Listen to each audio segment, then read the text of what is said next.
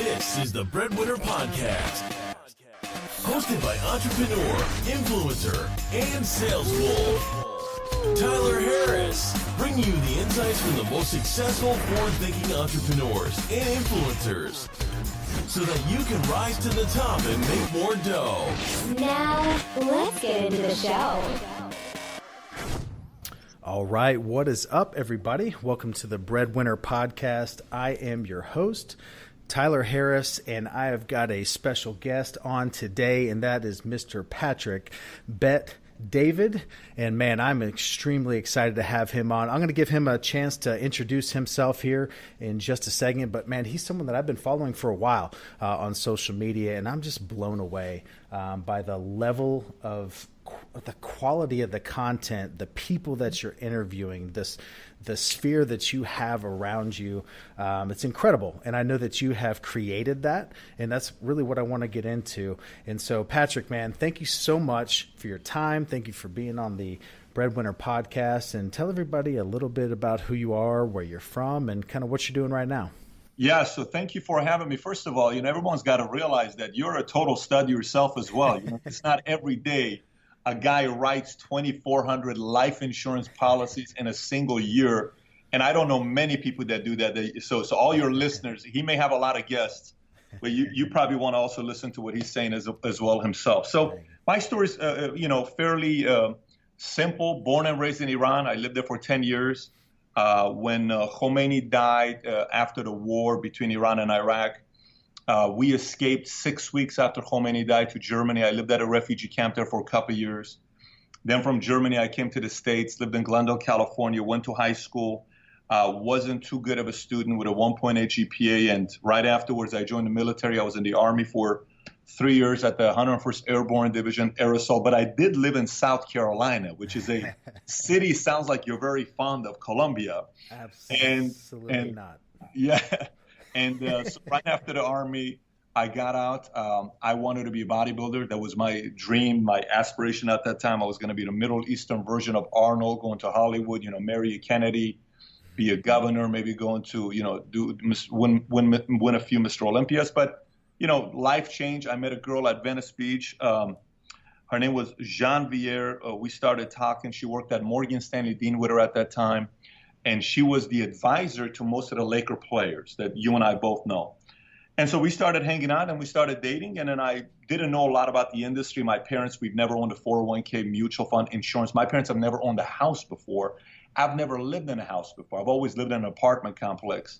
Biggest place we ever lived was a 2-bedroom. So we're not a wealthy family. So she starts telling about stocks, money under management, Series 7. I said, I'd love to work for Morgan Stanley Dean Witter. She said, you need a degree. I don't have a degree. She said, well, I went to UCLA. That's the minimum requirement they have. I said, it's not something I'm going to be doing. So she said, they won't hire you. So I took my resume and I put a cover letter on top of the resume. At that time, we used to fax resumes instead of the whole Monster and Jobs. And I had my best joke on the cover letter that I had at the time. And on the bottom of the joke, I said, if you're laughing, this is exactly how your clients are going to feel when they do business with me. You're going to love me. That's if you want to work with somebody like me, give me a call. I sent it to 100 different BDs. Goldman would have never hired me, but Goldman, Merrill, Schwab, Smith. But I was so innocent. I didn't know what was what. I was 21.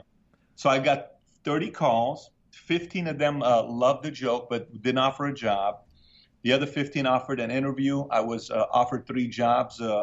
One by Merrill, one by Morgan, 2 by Morgan. I took the one from Morgan Glendale.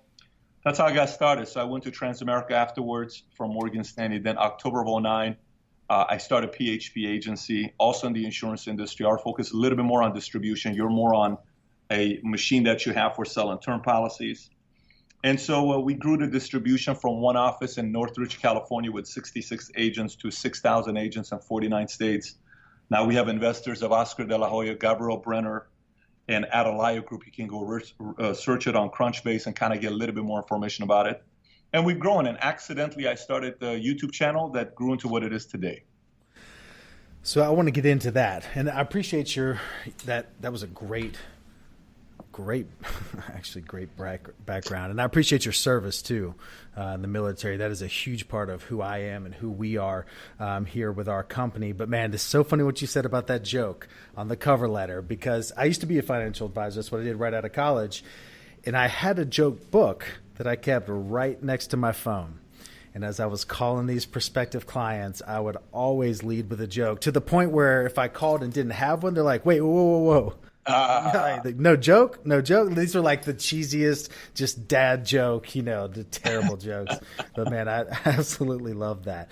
So what I'd love to start with is that transition from being in the corporate world to then starting your agency with PHP. That leap that you took, what did that look like for you? Was that something that you started slowly on the side, or was it something that you just went headfirst into and cut bait on what you were doing in the past and just said, okay, this is all we're doing moving forward? So are you saying Morgan Stanley to Transamerica, or are you saying Trans to PHP? To PHP. Okay, so when I left, I had a couple guys that I had a bad experience with. One lady named was Susan, and another guy in the company that was one of the top executives in the company.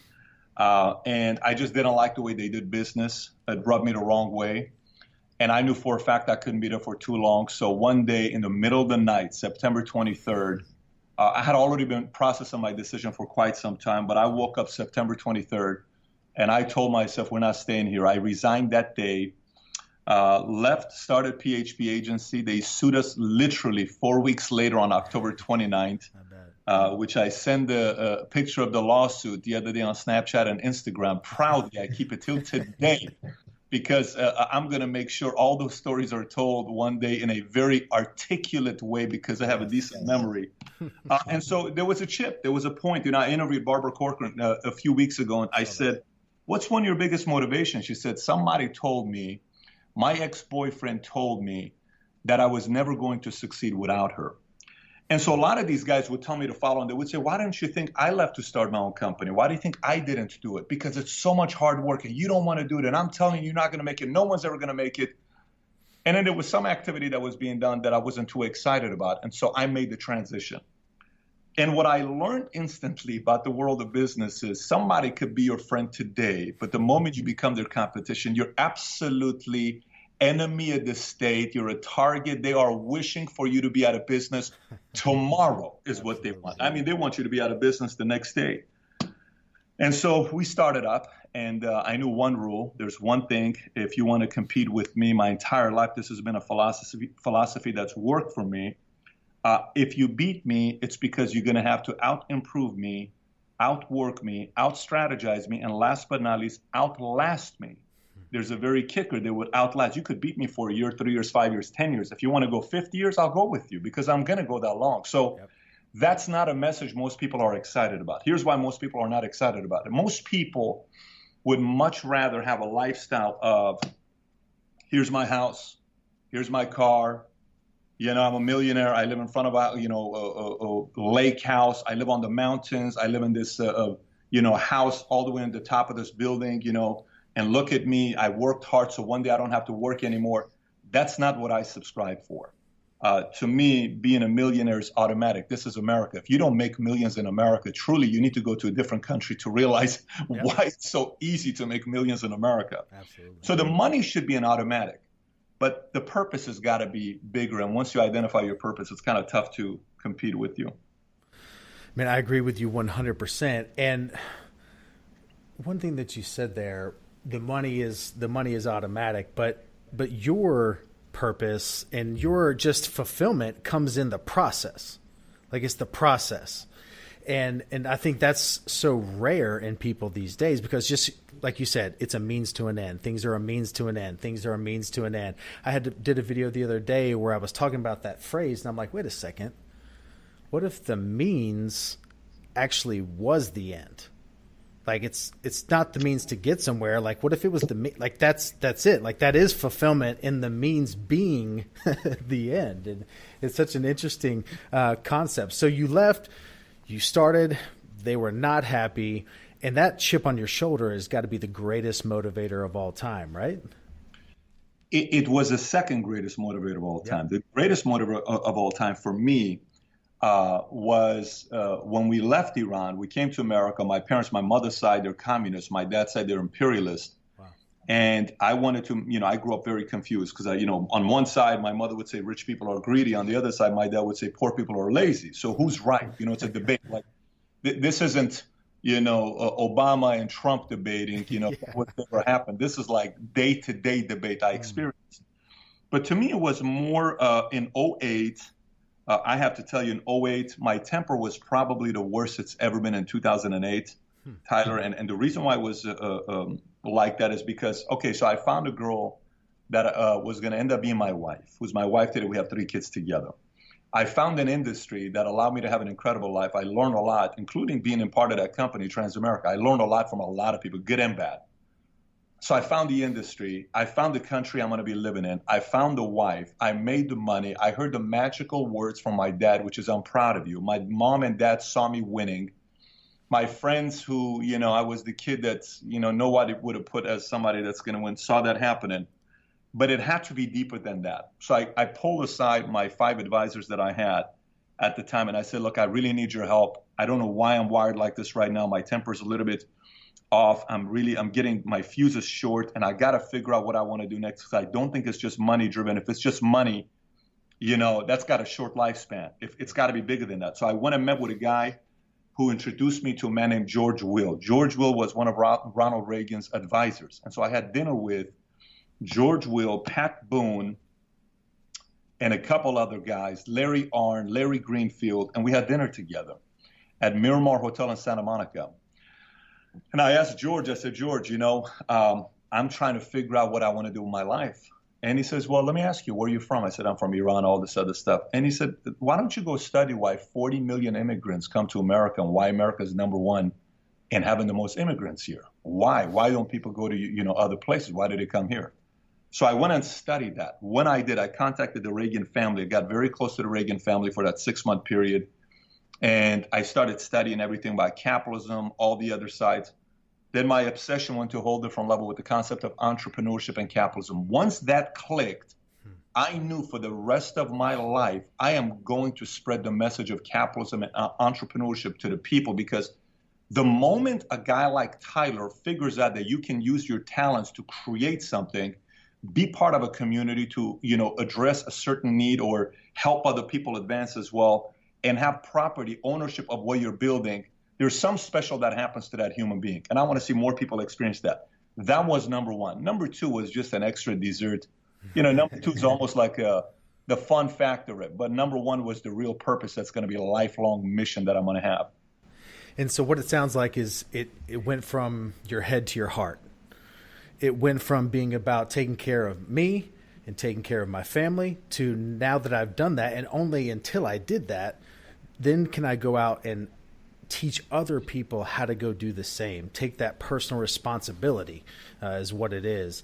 Man, you talked about how I think you used the phrase stumbled into or fell into something within the social media and YouTube. And I want to talk about that with Valuetainment. I know it was one video that initially was like a huge, just 30 million views or something like that. It was an incredible viral video. But what was it that got you interested in even playing in that area of social media and putting this stuff out there? And kind of how did that evolve over time? Yeah, so here's what happened there. So, just think about for decades, to be able to compete with the market when it comes down to media, you have to go through NBC, ABC, CBS. You got these networks you got to go through, and they have a monopoly, all of them together. They can bully you, and they can choose who they want to choose. And that doesn't necessarily mean it's the best talent in the world. And all of a sudden, one day, a platform comes out that's free for you to be able to compete with NBC, ABC, CBS. And that's when we really start finding out who's got the real talent that's willing to do the work regularly until eventually they're noticed. Yep. So first of all, that's purely a free market, right? So then you dabble into it. And when you dabble into it, the question you got to ask yourself is, are you good enough? You may not be. And you have to be, the one thing that I'm very clear about is realizing if I can compete in a certain space or not. So then you realize, okay, if you have a good voice, you can be on podcast, okay? If you're not a good voice and you don't like to do anything with voice, but you're a good writer, you should write a blog. If you're not a good writer, you always have these grammar mistakes, you can maybe, but you look good and you speak good, maybe you should do YouTube. If you can kind of put them all together, then test YouTube. So we started testing. And for me, believe it or not, the first content that went viral is a content I wrote a day after the movie came out, Limitless. I don't know if you remember the movie Limitless. Yeah, absolutely. With what's his name, Bradley Cooper. Yep. So I wrote a blog, and the title was "Did Einstein Use NZT?" Okay, and NZT was the pill, apparently, right? And there was hundreds of thousands of views in 1 week. And everybody was contacting me, asking me, do you have NZT? So I became an NZT dealer for like a week. Awesome. And I'm sitting, I'm like, listen, and I was having so much fun with, I'm like, these people actually believe that there's an NZT pill, I can sell them. So, that became the first thing. And then, I said, let me test this YouTube thing. We started off with 2 Minutes with Pat. And then all of a sudden, when we made that video, Life of an Entrepreneur, it's so funny because I posted it on YouTube on October 30th, 2015. Mm-hmm. So I posted on October 30th, 2015 on YouTube. In the first 24 hours, it only got 2,500 views. That's it. So it didn't do anything on YouTube. Yeah. But then I changed the title and I put it on Facebook and I changed the title and I put it up on Facebook October 31st at 3:13 p.m. And I'm about to leave to Halloween. And I posted it there on Facebook. It got 30 million views. But that Facebook didn't contribute to YouTube because they're two different platforms. Because today, Life of an Entrepreneur on YouTube, it's at 2.7 million views, nowhere near to what happened with the Facebook. Wow. And then things started growing. And I'm fascinated with business and entrepreneurship. So I started talking about that, and then it really started growing. So with all of my social media and these things, and I just dove into this 14 months ago, and with podcasts and the vlog and all the different things we're doing, I don't monetize any of it. I don't sell anything on it. It is 100% paying it forward and providing value for the life change that happened to me over the last 3.5 years and the mentors that came into my life and wanting to do that for somebody else. And I'm always inspired when I see other people that are doing the same. Like your videos, your content, it's not, hey, and go buy my ebook and go join my mastery and go to this and that. And it's not, there's no right hook coming after every video. So talk about that a little bit, because what I call it is scaling impact. You're just scaling impact. And if value is the goal, then you will create a life out of not ever having to ask anything from anyone, but just by providing that disproportionate value over time. So every minute of the day that you spent creating a video, posting, producing, creating content was minutes that you weren't spending that were income producing in your business. So what did that look like in your head as far as justifying and kind of knowing that what the end goal would look like? Well, initially the videos were specifically purposed for the agents. It wasn't at all. There was zero purpose. Like I would put it on this channel and I would send it to my guys, and they were watching. It just happened to be public. Yeah, it would get 100 views. 100. And honestly, we didn't even know what was unlisted and what was public. We didn't know the difference. Wow. We had no idea what was going on. Wow. And by the way, a guy like you stick around 2-3 years, you're going to blow up because you got talent and you're real. Your eyes are not loopy. You're fired. You got fire behind those eyes. So you're not trying to mess around with people out there.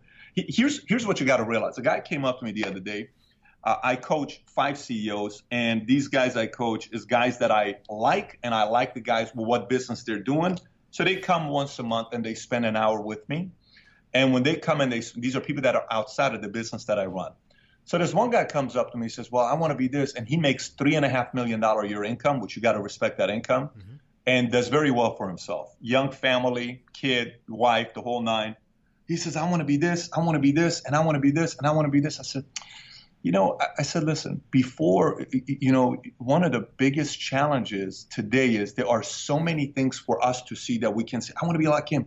I want to be like him. I want to be like her. I want to be this. I want to. The sooner you can figure out who you really want to be, and stop comparing yourself on what everybody else wants to be, then you have to position yourself in that place that you want to be. Meaning, for instance, Jerry Springer, you know who he is. So I'm with Jerry Springer, and Jerry, most people don't know, he was a former mayor of Cincinnati. Jerry ran for office. He was in politics for the first 10 years of his career. Brilliant guy. He had a couple interesting incidents that happened.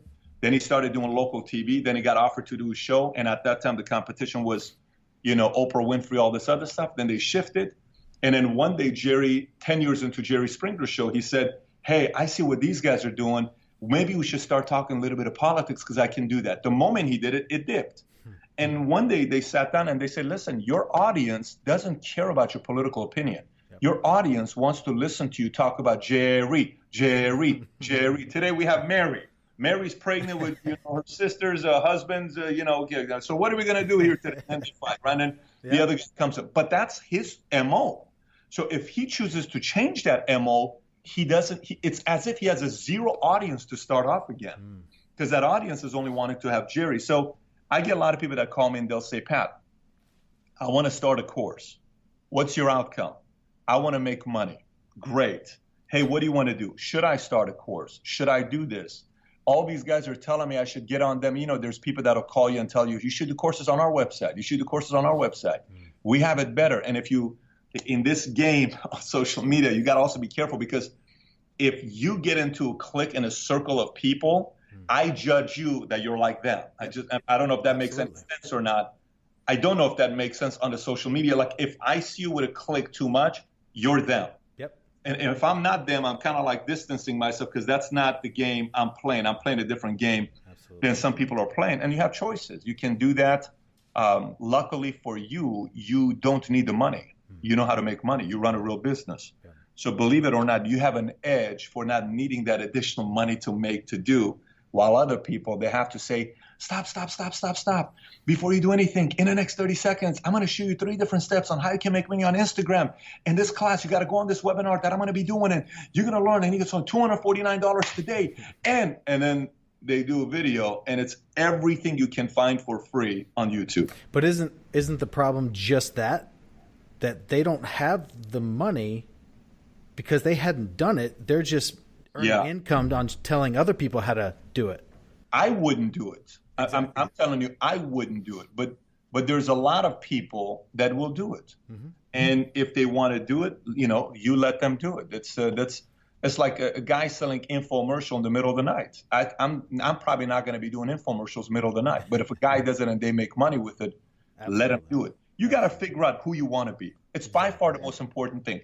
And let me say this to you, because a part of that question you asked, I feel it's not for your audience. I feel the question is for you. Tyler, you're a talent. It doesn't take long to figure it out. This is not an audience message. You can bleep this out or keep it to do whatever you want to do. You're a talent. You're a good-looking guy. You have a beard. You look very interesting. You're smart. The way you speak. You have an intense side. You have a humor side. You have a likable side. You have a charisma side. Look at the board and figure out where you want to belong. And don't compromise. Yep. Because there's a part of this industry that you can be a prostitute in this industry. And what I mean by being a prostitute in this industry, it's very easy to say, oh my gosh, I also want to go do that. And I also want to go do this. Stick to your core principles and values that you want to build your brand on. Don't compromise it. I really appreciate that. That makes a lot of sense. Tell me one thing that you quit doing that enabled you to succeed. I mean, I was a big time chasing skirts from morning till night. It was my priority. That's what I did. I mean, I can tell you, one year I went to Vegas 26 times a year, and I was very committed. I used to go to the casinos. I played poker. I used to play blackjack. I gambled a lot. From 21 to 23, big time. I still love playing the game, the rush of doing that, the rush of, new girls and getting after it and partying and doing all that other stuff. And drinking, I would, I think in the Army one time I tried to finish all the, tequila in Kentucky. I failed miserably multiple times. I just couldn't do it. But I tell you, in the Army, we would drink heavily. I mean, you guys deal with military guys. Military guys typically know how to party because we work so hard that we have to go release it somewhere. And so I quit having sex for 17 months. That was the craziest thing I did. And it was the hardest thing for me to do. My friend said, you'll never do it. 17 months, I went cold turkey. I went 7 years not drinking a single beer, alcohol, wine, champagne, nothing. 7 years straight. I cut everything. And so for me, the moment I decide that I'm going to cut something, I'm cutting that thing until getting what I want to get. So the list is a long list of things that I gave up, but those things work for me. I'm not trying to tell people to cut sex and they're married. And some people send me messages and said, I've had no sex with my wife. I said, listen, that's not what you're talking about.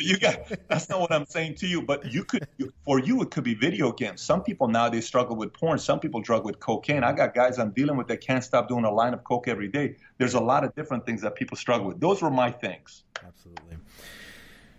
You've interviewed, the lineup is incredible.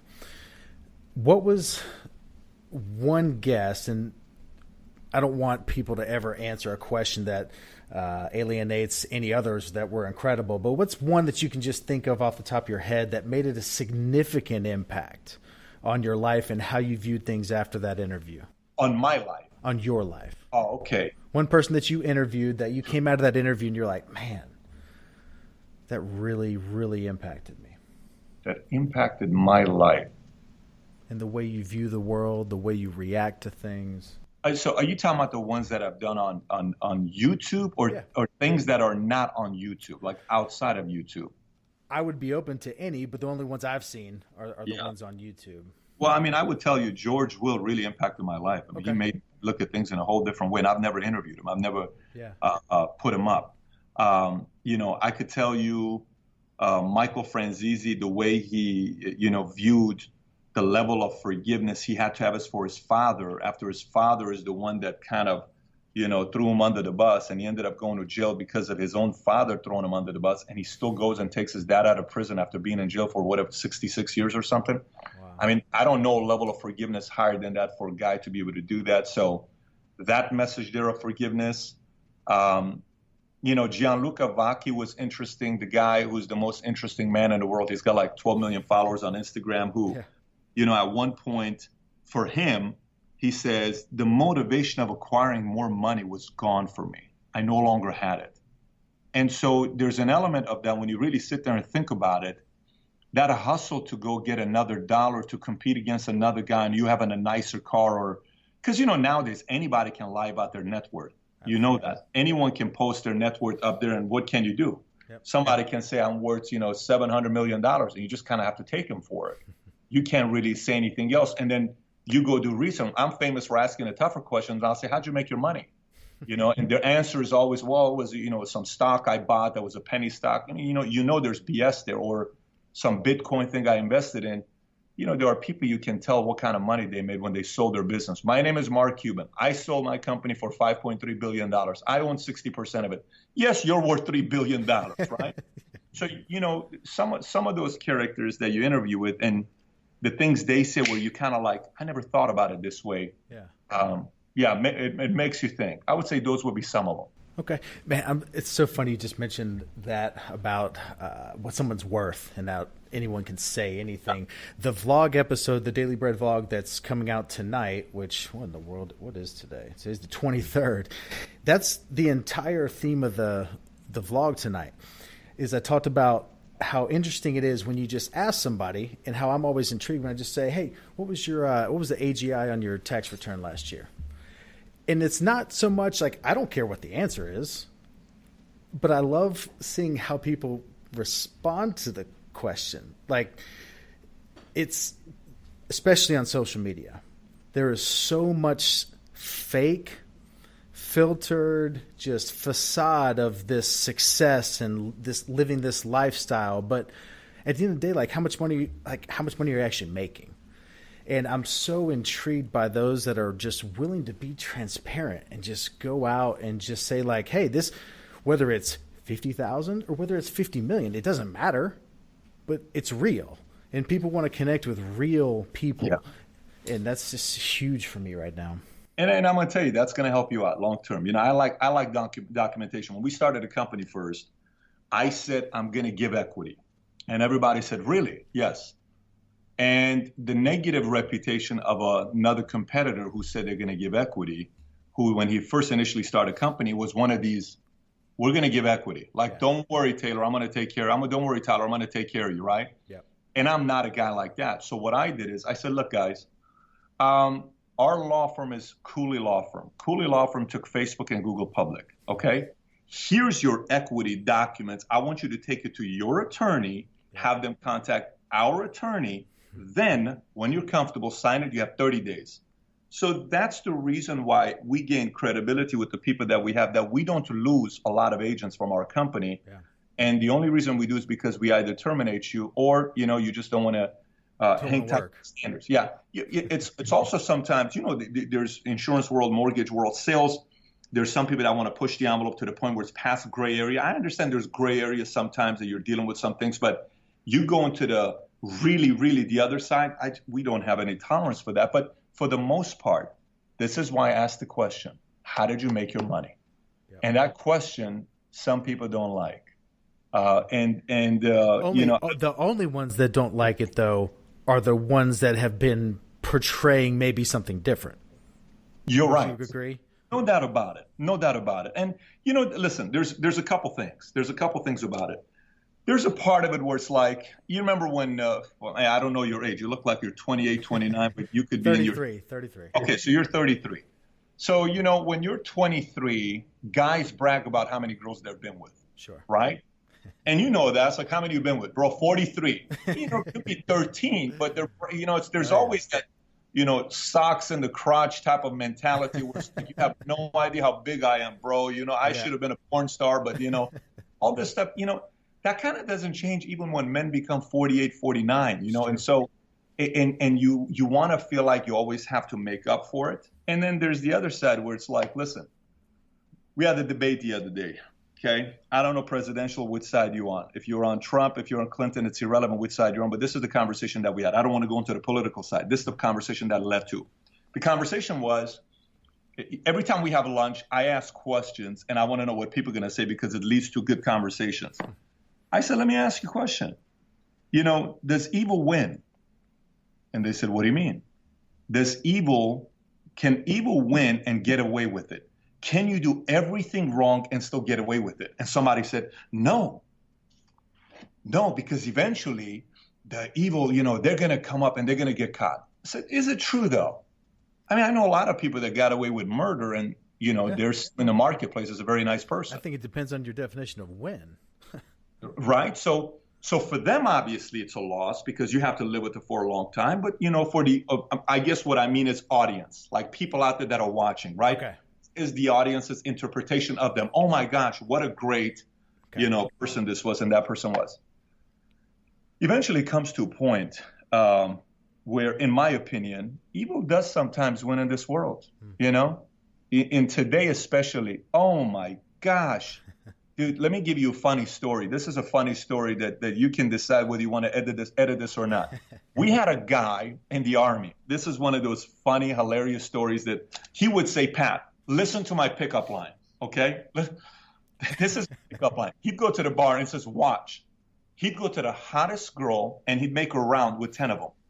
And he would go and he would say, guess what? What? I have the biggest you-know-what in this entire club. And she would say, get out of here. So I have the biggest in this entire club. No way. Yeah. Here, go home with me. 1 out of the 10 would always say yes. Now, this guy was 5'6", 120 pounds. Okay. 1 out of 10 would go home with him. But then once they're in the bedroom and it's done, no one's asking the question, you lied. Because he still got what he wanted.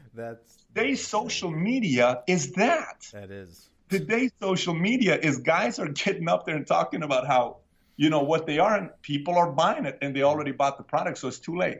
I think it all comes down to who you want to be, man. That's the thing. Who you want to be and what kind of a life you want to live and still have a creative marketing side to tell the story that gets the audience to want to be attracted to your story. But aside from that, if I can go to sleep at night, I sleep like this. Yep. I'm gone. Okay. I sleep like this. I'm gone. If I put my head down, I'm totally gone. I'm going to do my best to make my marriage work. I'm going to do my best to be a great husband. I'm going to do my best to be a good citizen. That's my business. That's what I have to do with my life. Yeah. But for all the other stuff, make a decision who you want to be, because you can get up tomorrow, change everything on your Twitter profile, Instagram profile, and talk about how rich you are. And most likely 90% will believe it. That's true. Patrick, where can people find you online? Oh, you just go YouTube, type in Patrick Bet-David or Valuetainment, and you'll find it all over the place. So if you just type in Patrick Bet-David on YouTube or Valuetainment, you will find it. Who is one person that you would like to hear on the BreadWinner podcast? Who is one person that I'd like to hear on BreadWinner podcast? I don't know. Who would you want to have? Because it's a question you got to answer, right? Who would you want to have on your show if you were to pick somebody? One of the ones I'm trying to get right now is Lewis Howes. I'd like to have him on the podcast. I don't think it's going to be a challenge. No, I've sent some emails and trying to make some in routes and some connections through some people. But I think you and Lewis would do very, very good together. I will send a message to Lewis as well myself to let him know, for him to feel very comfortable being interviewed by you, and it shouldn't be a challenge. It's just going to be a scheduling thing with him. I greatly appreciate that. And man, what you just did to flip that question is pretty much the definition of integrity. So I appreciate you doing that. And man, I appreciate you for being on the podcast, for spending 30 minutes with us here on a Friday. And man, any last parting words from you? Whoever's listening to this, whatever you do, you're going to hear a lot of people telling their stories. To me, so many times in life, I wanted to find out what is going to make me happy. And so many times I saw external. Anytime I looked externally to become happy, it kind of bothered me until I realized happiness is stemmed from alignment. Let me explain. One is you need to know your values and principles. And once you have values and principles, if your behavior on the way you live matches your values and principles, you're happy. If they don't, you are living a conflicting life and you're going to drive yourself insane. If there's anything you can strive for in life, find a way to be aligned with yourself. You'll have a happy life.